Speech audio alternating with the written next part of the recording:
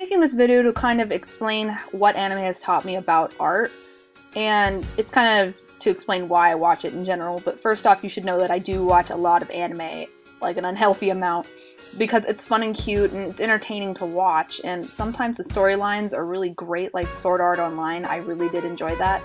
But more so, the art styles are different in each one, and they're different than regular, like, Saturday morning cartoons, which I really enjoy the difference. But overall, I wanted to have this art style that's more friendly and cute, but I'm getting more into DeviantArt, and I'm trying just to develop something that I can present to people, and I kind of have already done that with my blog characters, but I'm just trying to get more out there.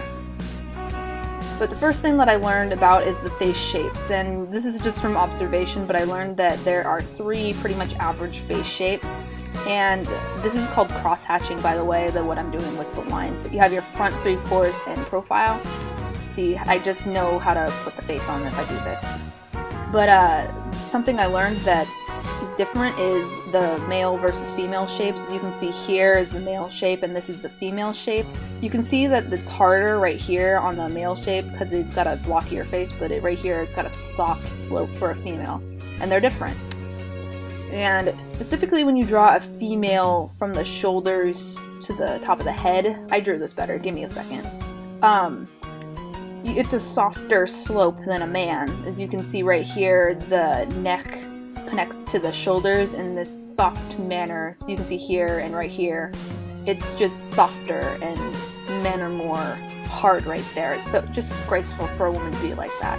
And the next thing I learned about is proportions, but it's more so for women. I don't necessarily draw men all that much, and when I do, they look kind of dorky. But right here is where the arm meets the chest area and the body, and I just kind of draw out from right there.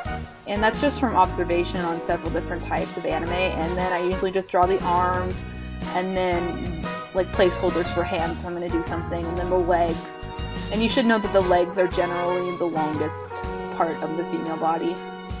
And hands go about to the hip, and that's just from observation of anime and real life, but I still can't draw hands, so don't judge me too much.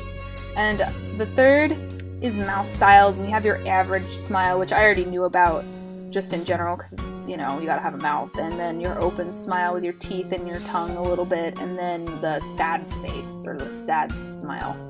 And then I already knew these, but I watched one anime in particular, and their mouths were much different, and they were, like, I've never seen someone draw these types of mouths before, and I learned this from one anime called Minamike, and right here is where the lip kind of folds into the face, I guess.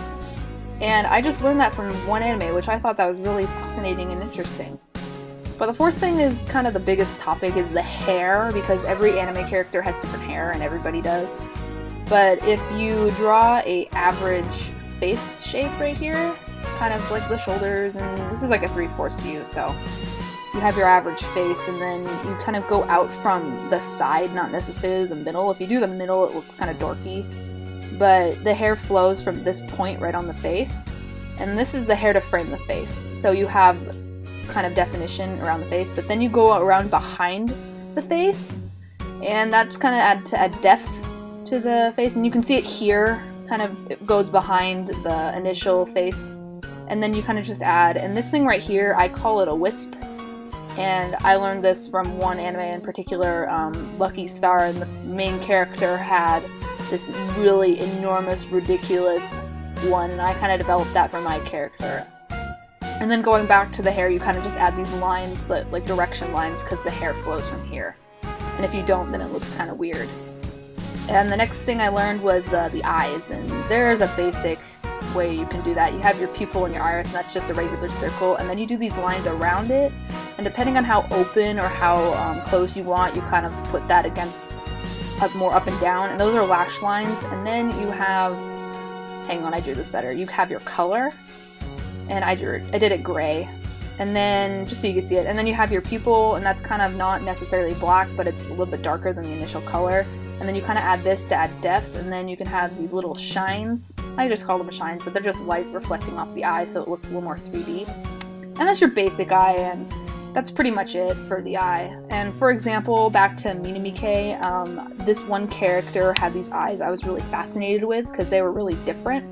And they were like half open, which I thought were amazing because I've never seen it before. and she looked like she was sleepy all the time, and I developed this for my art, which I kind of drew a different eye for it, and that's why the eye folds, and you can see like it's half open.